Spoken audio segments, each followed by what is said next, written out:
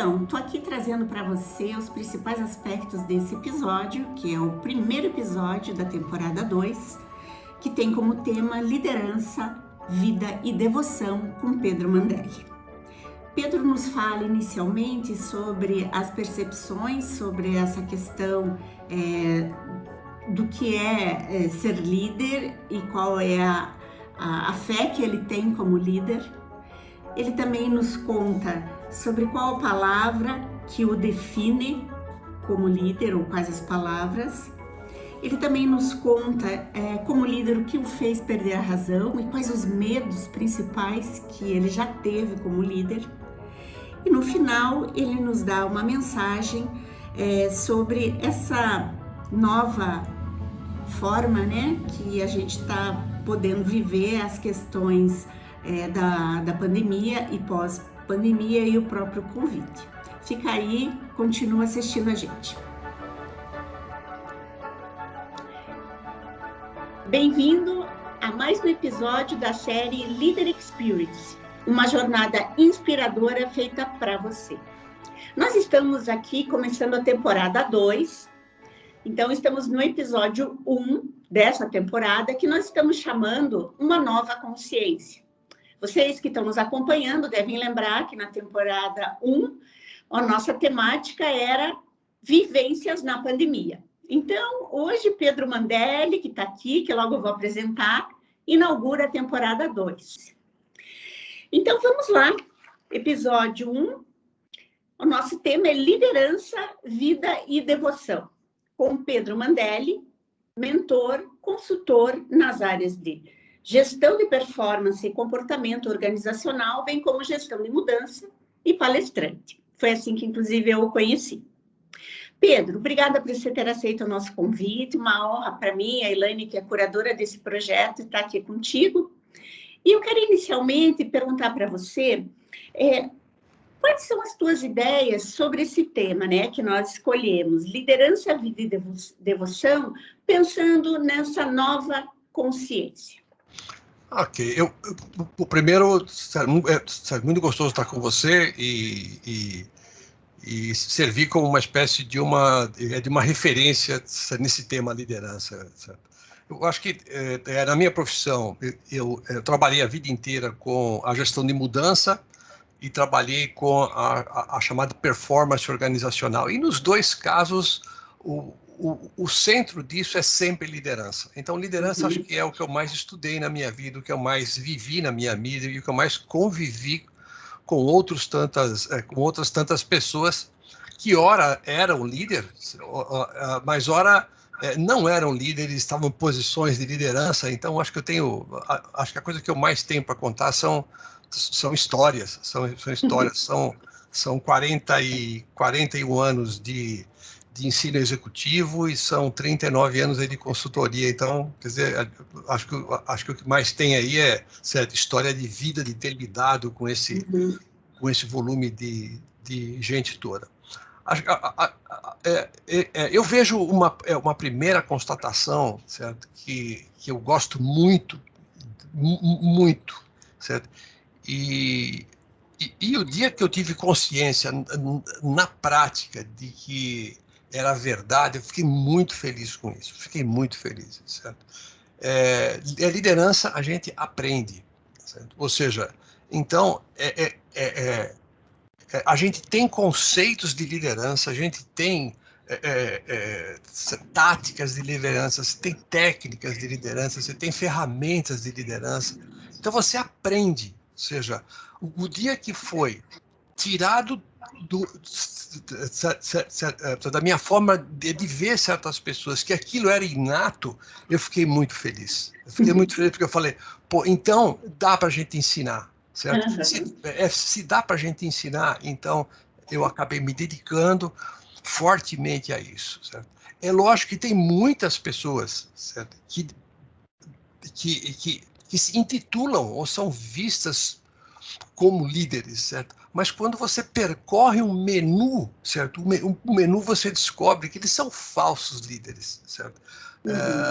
Tem algumas pessoas que têm muita energia, muita obstinação, certo? E um foco em fazer o resultado acontecer, certo? Então, dá uma impressão que ele está liderando o movimento, mas, na verdade, ele é um comando-controle, certo? Da mais velha guarda que você imagina, certo? Então, você chega e você fala, escuta, como é que você engaja centenas de pessoas? Como é que você engaja milhares de pessoas? Como é que você lida com pessoas que querem fazer muito, mas não sabem fazer? Como é que você lida com os teus estoques de gente preparada e disposta? Como é que você faz para você montar um time? Como é que você faz para você sustentar um time de alta performance? Como é que você desenvolve uma cultura lastreada, certo? Em valores de alta performance, certo? E aí as respostas vêm soltas e você percebe que não tem conceito, não tem tática, não tem técnica, não tem ferramenta, certo? Aí a gente pergunta, mas como é que você faz então? Como é que você faz? Aí ele fala assim, eu faço porque eu faço. Mas como você faz porque você faz? Quem é que te ensinou? Ele fala, a vida. Então, a minha primeira constatação é que a vida não ensina ninguém a liderar. A vida ensina a gente a conviver com as pessoas, certo? Desde pequenininho a gente convive com um monte de gente, convive com o pai, convive com mãe, convive com os amiguinhos, convive com os amigos, convive com os amores e desamores, faz a faculdade, vira engenheiro, vira médico, vira o que for, com uma tremenda consciência de gente, de que eu sei conviver com as pessoas.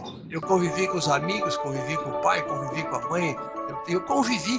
Então, ou seja, eu sei conviver, eu sei me relacionar, certo? E aí atribuem a ele uma posição onde ele tem poder, certo? E rapidamente ele vira um supervisor, certo? Um técnico que vira chefe. E ele continua gerenciando as pessoas, certo? Como um técnico que virou chefe, certo? Ele pode ser um gerente que virou chefe, um técnico que virou um gerente, um técnico que virou um diretor e um técnico que virou um presidente, certo? Ou seja, aí você pergunta, quais são as ferramentas que você usa? E não é raro a gente ouvir a resposta, eu chamo o RH, certo? Então, eu acredito que a hora que você monta um frame, monta um quadrado, certo? Que você põe os conceitos, as técnicas, as ferramentas, as táticas, e você pergunta para o teu interlocutor, chamado de líder, certo? Perguntas em relação aos quatro ângulos, certo, do ferramental, e não vem nenhuma resposta, mas ele está na posição de liderar, isso não quer dizer que ele é um líder. Isso quer dizer que ele está numa posição que deveria ser ocupada por alguém que tivesse efetivamente uma competência em liderança. Certo? Então,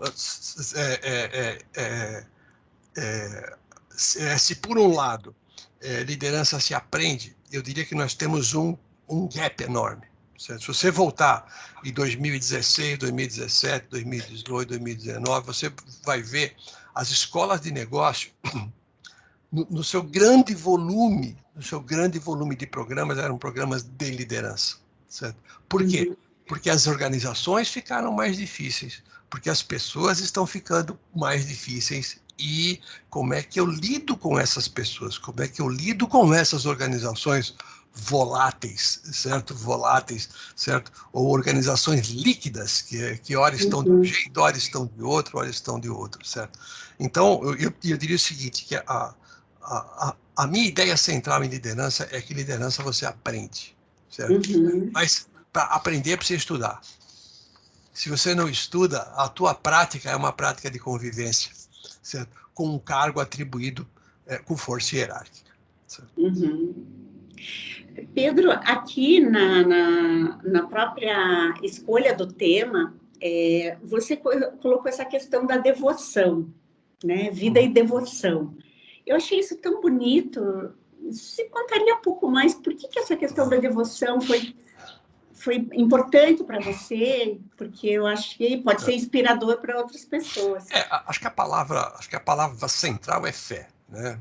Fé que você vai deixar algo que fez a diferença. Você vai deixar algo que fez a diferença, certo? A fé no seu sentido mais clássico mesmo, certo? Quer dizer, eu, eu costumo falar, né, que eu às vezes estou em frente a uma classe, certo, de uma classe de executivos, 100 executivos, eu sei que 20% dele vai usar 30% do que eu estou falando. Uhum. O resto vai entrar por uma olheira, por uma orelha e sair por outra. Mas mesmo assim eu tenho fé que esses 20% vão fazer um trabalho genial. Certo? Uhum. E eu tenho Uhum. fé que os outros 80, certo, ao longo da sua carreira, vão voltar, certo, e pedir a bênção do tipo, lembro que você falou que, mas eu não sei como é que faz. Então, eu acredito, eu tenho uma fé enorme, certo, de que liderança faz uma diferença enorme, certo? E Uhum. eu tenho, então, acho que aí vem a palavra devoção, certo? Uhum. Então, você junta a fé que eu tenho com, certo, os milhões de livros escritos de liderança no mundo, certo? Uhum. São 5 linhas de raciocínio de liderança no mundo inteiro que resultam em, em, em em containers e containers de livros, certo? De Uhum. livros sérios a handbooks e a parábolas. Quer dizer, você tem de tudo nesse meio tempo. Então você tem acesso, certo, a tudo, certo? Mas a fé, certo, com esse acesso todo faz as pessoas se perderem, certo? Então essa outra pessoa fala, eu sou um diretor, eu preciso aprender esse negócio chamado liderança. Aí ele pega, passa numa banca, certo? Numa banca de livros em um aeroporto, e ele pega um livro lá, o líder servidor. E ele acha que isso é liderança. Não, isso é uma característica, certo? Uhum. É uma das formas, certo? Que em certas ocasiões dá certo, em certas Uhum. ocasiões não dá certo. Em certos ambientes dá certo, em outros não dá certo. Uhum. Pior, às vezes ele pega, certo, uma parábola, um livro que tem uma, uma parábola, e ele lê a parábola e ele entende que aquele livro é um livro de liderança. Não é, certo? Você serve para você fazer um voo de uma cidade Uhum. para outra, mas não para você fazer, certo, a sua liderança dar um salto qualitativo, certo? Uhum. Acho que o segundo, os outros 3 pontos que vêm em torno dessa fé, certo? Você precisa de uma dedicação enorme, certo? Ou seja, é, é, é, você como líder, você é acionado, certo?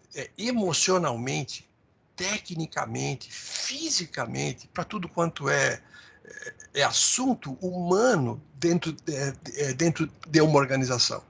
Então você precisa ter uma dedicação fora do normal, certo? Você tem Uhum. que ter uma disponibilidade violenta. Ou seja,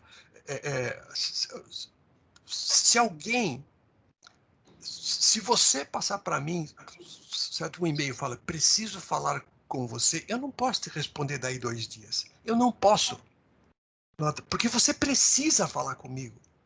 Se você precisa, eu preciso estar disponível, eu preciso estar acessível. Então Uhum. a liderança ela tem certo, uma conversa aberta, um open dialogue, uma transparência muito grande. Daí ele é vulnerável. Então, Uhum. certo, erra o líder que tem fé, certo, e não quer fazer o compartilhamento das suas vulnerabilidades. Certo? Ou seja, o problema é grande, eu como líder também sou fraco. Ou seja, vamos somar para ver se a gente consegue dar esse salto. Mas não espere que eu sozinho dê o salto e você aplauda, certo, debaixo do palco. Vem aqui para Uhum. cima comigo, certo? Então você tem essa questão da fé, certo? Essa questão do compartilhamento das vulnerabilidades, certo? Que vem decorrente de dedicação, disponibilidade e ser acessível. Tem um preço. Se liderar tem um preço, certo? Ou seja, é um preço físico, é um preço emocional, certo? E que você precisa estar disposto a pagar. certo? Você sentou numa cadeira que você ficou de frente para todo mundo, certo? Pode ser que não seja fisicamente, mas se você estiver em uma posição que outras pessoas estão olhando para você, certo? Você tem que ser o exemplo. Nota. E esse ser o exemplo é uma palavra que ela é vulgarizada, certo? Ela é vulgarizada, certo? E eu não gosto muito do tipo de vulgarização que fazem sobre ela, certo? Porque você pode pegar alguém de caráter duvidoso, de personalidade duvidosa, mas com uma alta energia, e aí a turma pega e faz o quê? Segue o exemplo, é isso? Porque ele tem uma grande energia e está instituído de poder? Epa, peraí. Ou seja, liderar não é para qualquer um. Não é para qualquer um. E daí acho que você falou no início a questão do falso líder, né? Então, acho que esse último tópico vem ligado a isso, né? Bem, quando ele senta numa cadeira, ele tem que fazer o seguinte, sabe? Ele tem que desenvolver um espírito contagiante de time em toda a organização. Segundo, ele tem que fazer com que cada pessoa tenha o senso de propriedade do seu próprio trabalho e haja como dono. Ele tem que fazer as pessoas agirem de maneira simples, não complicada. Ele tem que fazer, certo, um grande conjunto de gente ter vontade de aprender. Um grande volume de gente ter vontade de ensinar, certo? Então, olha bem, ele tem que fazer isso tudo. Ele tem que fazer isso tudo e vamos passar um verniz nisso. E isso tudo tem que trazer um resultado emocional que a turma sinta orgulho de estar nesse time. Então tem que ter orgulho de pertencer. E duvido que você consiga fazer isso, certo? Sem nunca ter estudado liderança. Você pode fazer isso nos 10%, nos 15%, que é o que você consegue, mas quanto você faz isso nos 80%, 90%? Aí que eu quero ver. É uma estatura diferente, né, Pedro? Lógico. Então, olha, você fez aí uma abertura em relação ao que a gente começou a falar, e agora, na segunda parte aqui da nossa conversa, eu gostaria que a gente conhecesse um pouco mais o Pedro Pessoa, o Pedro líder, né? Tá. E dentro disso, você até falou de parábola, eu pensei numa outra pergunta, que é qual a palavra ou frase que te define como líder? Ou se tem uma metáfora? O que você escolhe? Olha, eu sou um consultor, né? Eu sou um consultor. E como consultor, eu lidero movimentos através das pessoas. Porque eu não tenho o poder, eu não sou instituído em uma organização para isso, certo? Então, eu faço outras pessoas liderarem, certo? Eu faço outras pessoas, certo, incorporarem a liderança e fazerem os movimentos que eles precisam, certo? Então, essa posição aqui de consultor, ela traz para essa liderança um verniz interessante, que é uma liderança por influência, certo? Ou seja, eu não tenho a liderança por hierarquia, mas eu tenho a liderança por influência, certo? Então, se eu fosse falar para vocês quem sou eu, certo? Quem sou eu, certo? Eu sou um profissional que eu zelo muito pela minha reputação, certo? Eu zelo muito pelos valores que dirigem a minha vida profissional, certo? Eu zelo muito por superar e surpreender as entregas de trabalho que eu faço, certo? Eu zelo muito em conhecer o risco que as outras pessoas correm, não o risco que eu corro, o risco que as outras pessoas correm, certo? Uma vez um CEO, ele pegou um desenho todo que eu havia feito para ele de uma grande reestruturação, e ele inquieto andava pela sala de um lado para o outro, e eu perguntei para ele o que o que está acontecendo com você, certo? Se você achou que o desenho faz um sentido danado, se você achou que esse desenho é um desenho perfeito, você nunca viu, são palavras suas. O que te aflige? Ele falou assim, o que me aflige é que eu vou ter que fazer. E se der errado, certo? Eu, eu, eu pago o preço, certo? Qual é o seu preço? Ele falou. O seu preço é eu não te contratar outra vez. Mas qual é o meu preço? Eu posso quebrar uma empresa. Então, ou seja, eu tenho que me preocupar com o risco de quem me contrata. Certo? Ou seja, eu não posso ser um vendedor de técnicas. Eu não posso ser um vendedor de conceitos. Certo? Eu tenho que sentir e apurar e aprimorar a minha sensação, certo? De qual é o risco que a outra pessoa corre. Então, a minha prática é uma prática de liderança por influência.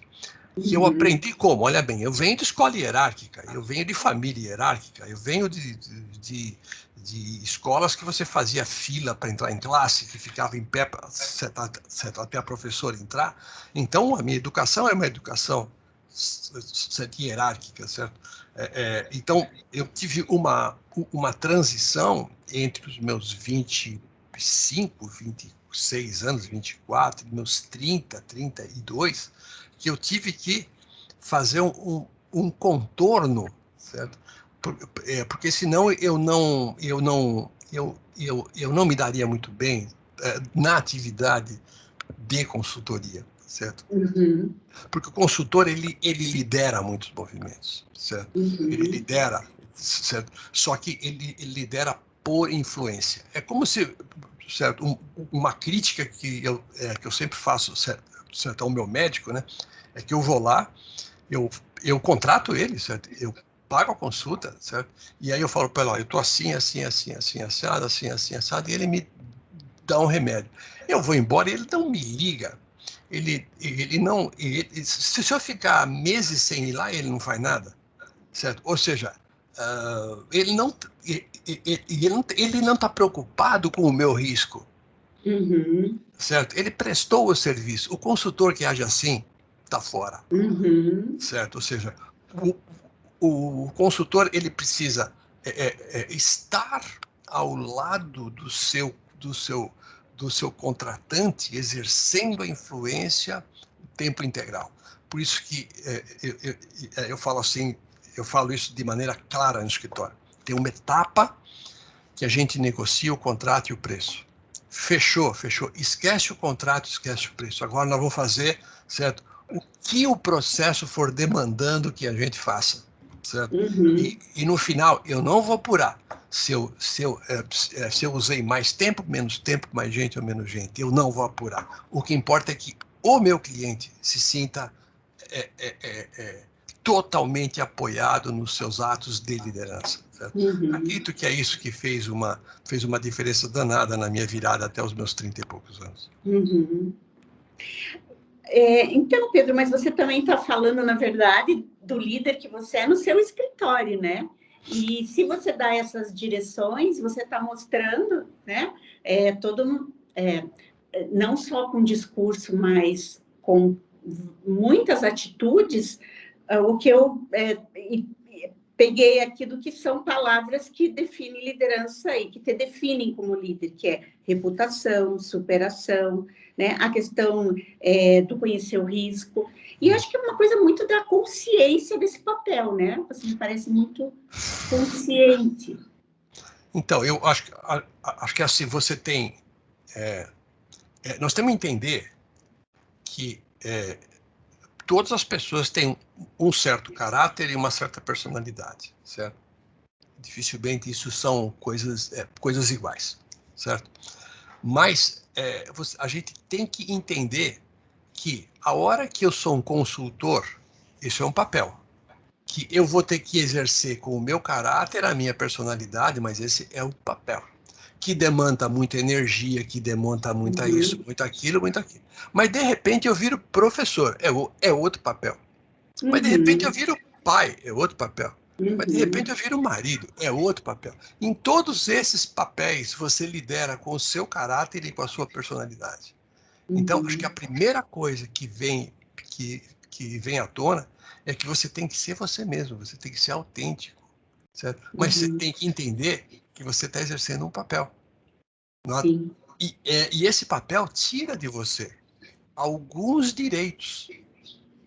Ele impõe uma série de obrigações, certo? Por exemplo, nesse papel aqui de consultor, se um cliente me ligar em um domingo e falar, preciso falar com você, fala, pô,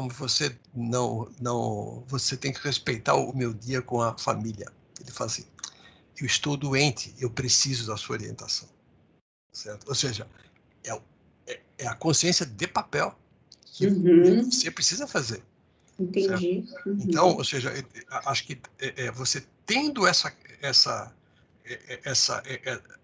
esse modelo de liderança, o que é conceito, o que é técnica, o que é tática, ou até ferramentas e uns truques, porque tem uns truques também.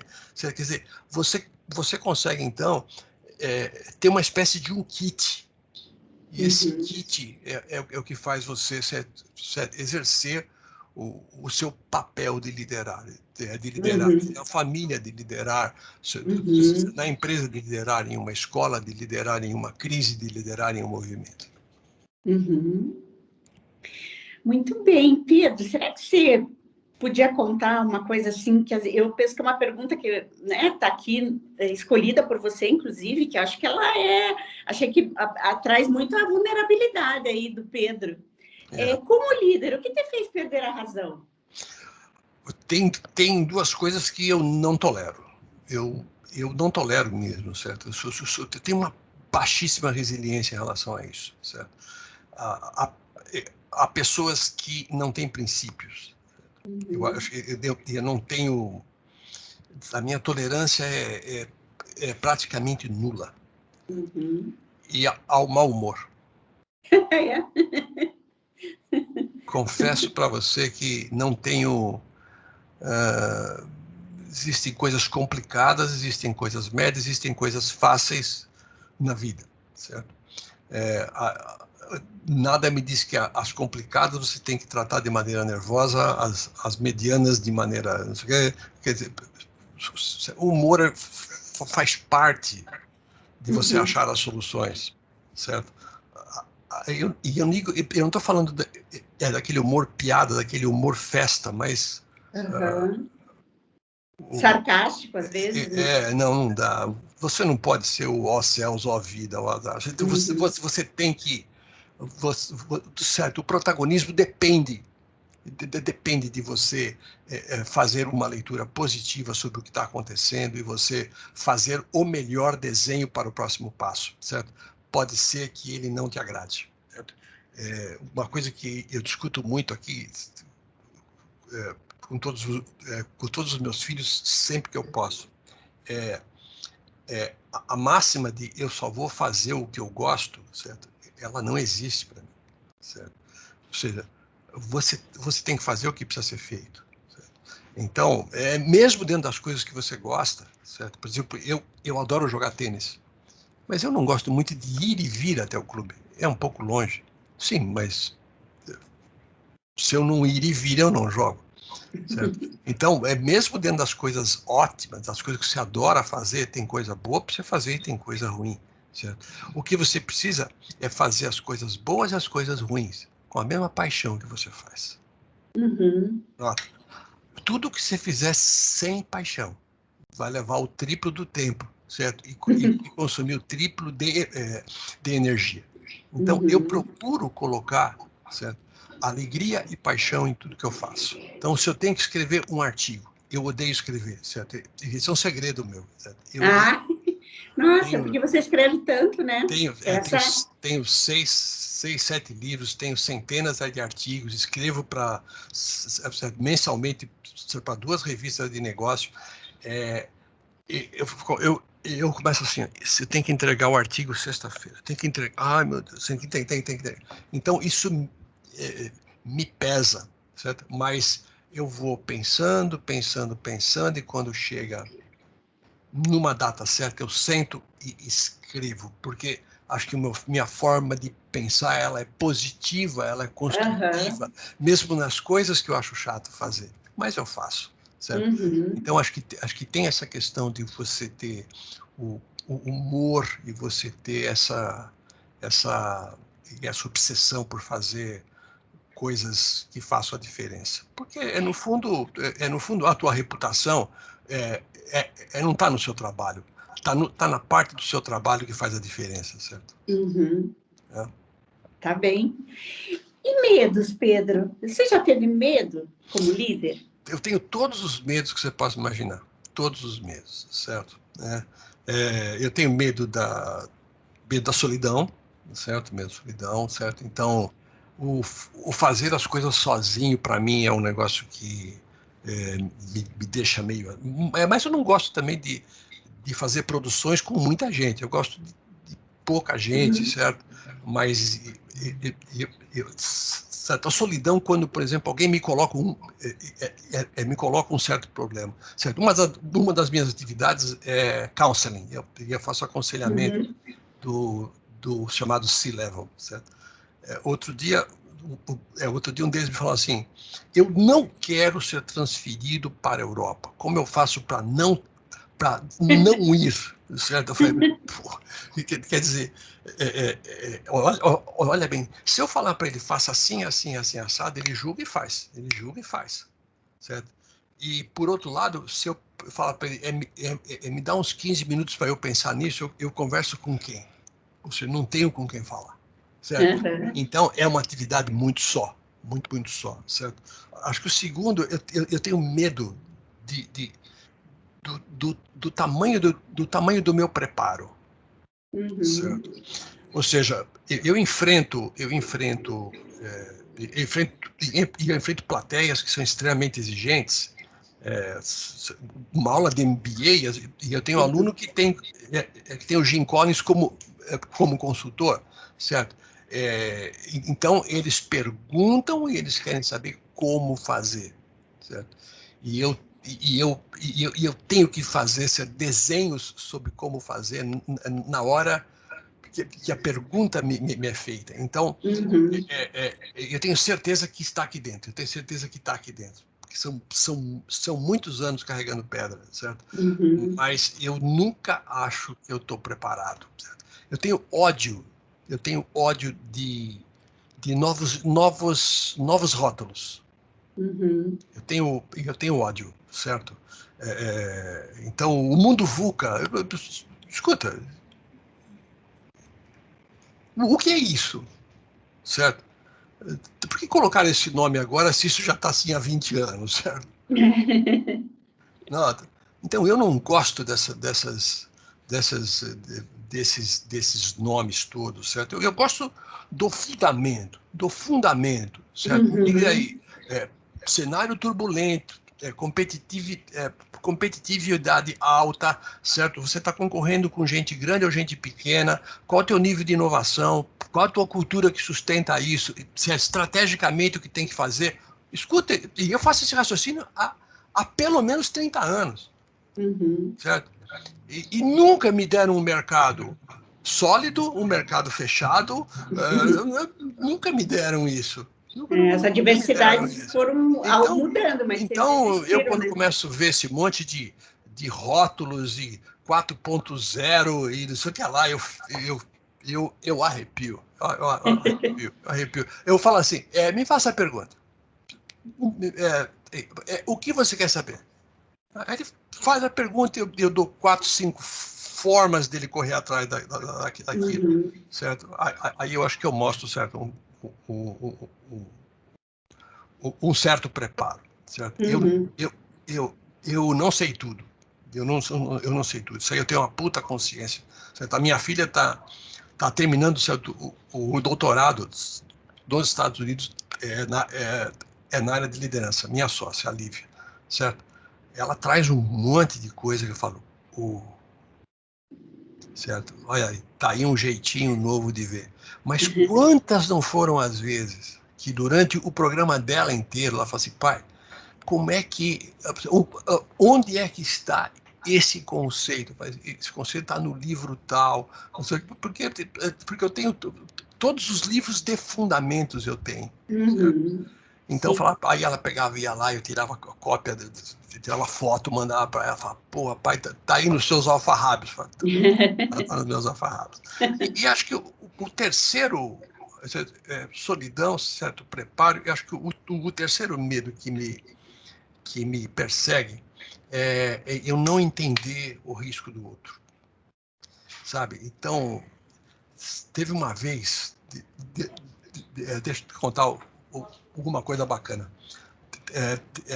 Teve uma vez que um ex-aluno meu, ele me convidou para fazer uma palestra lá na empresa dele, certo? Numa cidade interiorana, lá de Minas, tal. E eu fui, mas fazia assim uns 10 anos que eu não via ele. Aí quando eu desci, sei lá, no aeroporto, ele já veio e me abraçou. Pô, Mandé, isso aqui. E a empresa estava em um ponto difícil. A empresa estava fazendo um split em duas empresas, tinha que separar as culturas e tal. E aí eu entro no carro dele, e a família, como é que é? E você, o que está fazendo? Isso aqui lá. Teve uma hora que ele foi emudecendo. E ele parou, ele olhou bem para mim e falou assim, Mandela, eu sei que você é um médico e você opera todo dia, mas hoje você vai operar minha mãe. Dá para você mostrar que está preocupado? Ou seja, ele estava com medo que eu não tivesse sentindo o risco dele. Certo?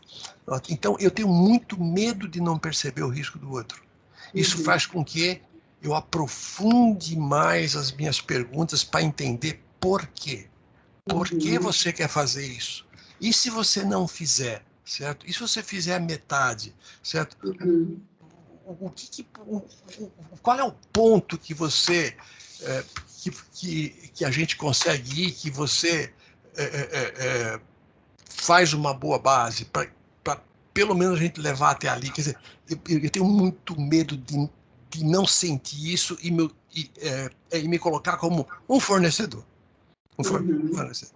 E eu odeio ser chamado de fornecedor. Odeio. Certo? Odeio. Acho que isso vem das coisas que você falou no início, da reputação, da consciência, né? Bom, Pedro, olha só, a gente está chegando no final do nosso episódio. Eu vou fazer uma última pergunta para você e você, se quiser, também, por favor, dê aí para nós uma mensagem final. Em relação a essa nossa temática, que é uma nova consciência, e fazendo uma conexão com algum líder que você admira, tem algo que dá para falar hoje, Pedro, sobre isso? Eu acho que assim, tem. Puxa vida. O ensino de liderança tem 40, 50 anos, ele não tem 100 anos, e ele é novo, certo? Então, eu acho que nós estamos dando treinamento em liderança e estamos errando, certo?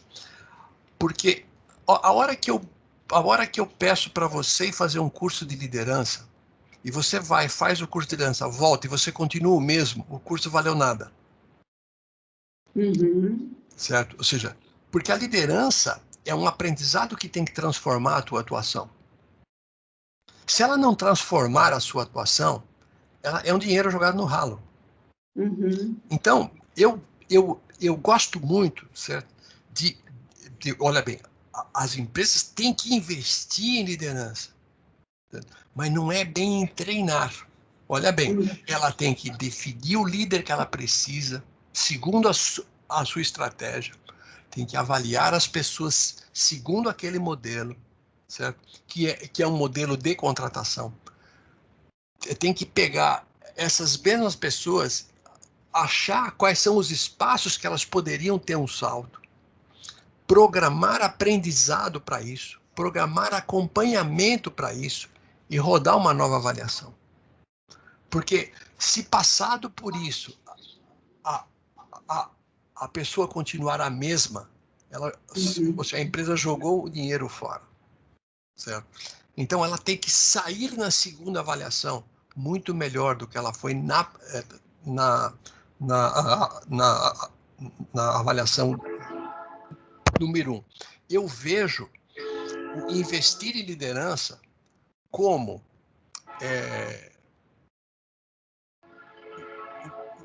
se eu investir em liderança como uma atividade de alavancagem de uma cultura de alta performance, e não de um programa de treinamento, certo? Eu acho que tem um programa de treinamento de autoconhecimento, acho que tem um programa de treinamento no ferramental, certo? E tanto que você é testemunha tanto quanto eu sou. Nós ficamos 20 anos falando para os chefes que eles tinham que dar feedback, certo? E continuamos falando. E será que a turma não aprendeu? Nota.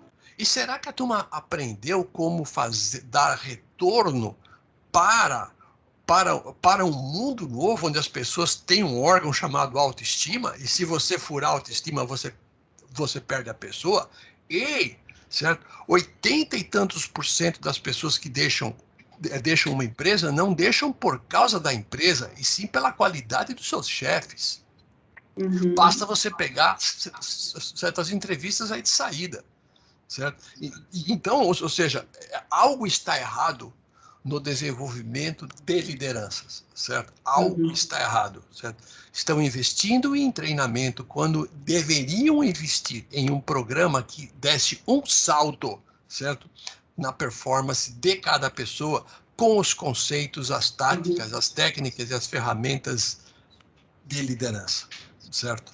Então, há um erro, certo? Há um erro, certo? O que viabiliza todo mundo a treinar todo mundo em liderança, certo? Mas, na verdade, você treina, e, na verdade, é que nossos níveis de liderança estão os mesmos. Se você pegar o pré-Covid, certo? Você vai ver todas as empresas investindo em treinamento. Com o Covid aconteceu o quê? Veio um negócio de fora aqui que fez a turma ser um pouco mais colaborativa, um pouco mais, ter um pouco mais de sinergia, aumentou a produtividade, certo? Ou seja, a hora que a pandemia cessa, nós temos o quê? Os mesmos gaps de liderança que nós tínhamos lá. Ou seja, nenhuma dessas características boas ficam na cultura empresarial, porque foram promovidas por uma liderança de fora, chamada coronavírus, e não por uma liderança de dentro, chamado quadro de gestão da empresa, certo? É muito interessante esse seu fechamento, né? Até como mensagem final, porque o pós-Covid acabou ficando como um artifício, né? Um outro movimento. É verdade. Pedro, muito obrigado, um privilégio ter estado aqui contigo nesse nosso episódio, o primeiro episódio da temporada 2, e fica aqui o meu desejo de que você, Pedro, esteja bem, né? E que todas as pessoas que estão aqui nos ouvindo tenham também o privilégio de aprender com o que o Pedro acabou de nos colocar. Então, obrigada, até a próxima. Um abraço grande, até a próxima.